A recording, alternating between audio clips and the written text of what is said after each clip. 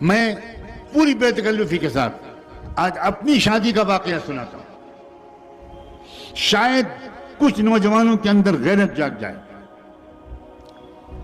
میرا رشتہ جس خاندان میں طے ہونے لگا، اعلیٰ درجے کا دیندار خاندان، یو پی کے تبلیغی جماعت کے امیر کی بیٹی حضرت شاہ عبد القادر رائے پوری رحمۃ اللہ علیہ کے خاص الخاص تربیت یافتہ کی بیٹی، اس کے باوجود میں نے ایک خط لکھا اس لڑکی کے نام جس کے ساتھ میری شادی ہونے والی تھی، اور اپنی بڑی بہن کو وہ خط لکھ کر دیا اور کہا کہ آپ اس کو پڑھ لیجئے اور ان صاحبزادی تک اس کو پہنچا دیجئے۔ میں نے اس خط میں سلام مسنون کے بعد یہ لکھا کہ میری 3 شادیاں ہو چکی ہیں، اگر چوتھی بیوی بننے کے لیے آپ تیار ہوں تو میں اس رشتے کو منظور کروں گا، اور آپ کے والدین بھی اسی صورت میں اس رشتے کو منظور کریں۔ میری 3 شادیاں ہو چکی ہیں۔ آپ سب بھی حونک بنے بیٹھے، 3 شادیاں؟ یہ حضرت اتنے رنگین تھے؟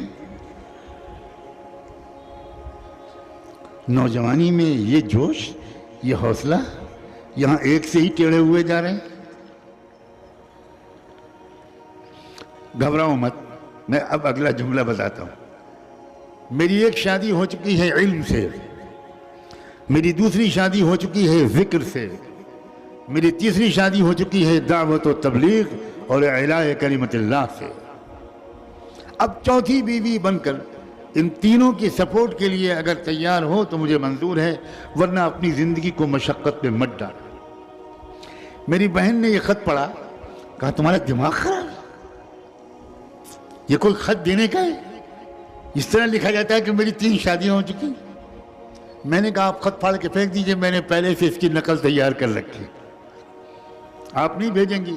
میں روز شام کو مرکز جاتا ہوں، تو لڑکی کے والد صاحب کے ساتھ روزانہ میرے 2-3 گھنٹے گزرتے ہیں، میں انشاءاللہ ان کے ذریعے یہ خط بھجواؤں گا ضرور، کیونکہ میں کلیئر کٹ بات کہنا چاہتا ہوں کہ میری زندگی کا ایک مشن ہے، میری زندگی کا مقصد تیرے دین کی سرفرازی، میری زندگی کا مقصد تیرے دین کی سرفرازی، میں اسی لیے مسلمان، میں اسی لیے نمازی۔ ان کے والد اتنے اللہ والے تھے کہ جس وقت ان کی اہلیہ نے وہ خط ان کے ہاتھ میں دیا اور ان کے والد نے وہ خط پڑھا تو سجدہ شکر میں گر گئے۔ بہت رونے والے انسان تھے، بہت رونے والے انسان۔ مجھے بتایا گیا کہ 10-12 منٹ تک سجدے میں پڑے روتے رہے، شکر ادا کیا، اور بلا تکلف اپنی بیٹی کو میرا وہ خط پکڑا دیا کہ مولانا سجاد میاں کا یہ خط تمہارے نام آیا ہے، تم اکیلے میں اس کو پڑھ لو۔ بیچاری بری طرح شرما گئی ہوگی، خط پڑھا تو میں کیا بتاؤں، میں کیسے اللہ کا شکر ادا کروں۔ اس نے نیچے اس خط میں اپنے قلم سے ایک لائن لکھا کہ میں ہر مہینے میں 3 روزے اس پر شکر کی نیت سے مرتے دم تک ادا رکھوں اس نعمت پر۔ میں کب سے اس طرح کی دعائیں چپکے مانگ رہی تھی۔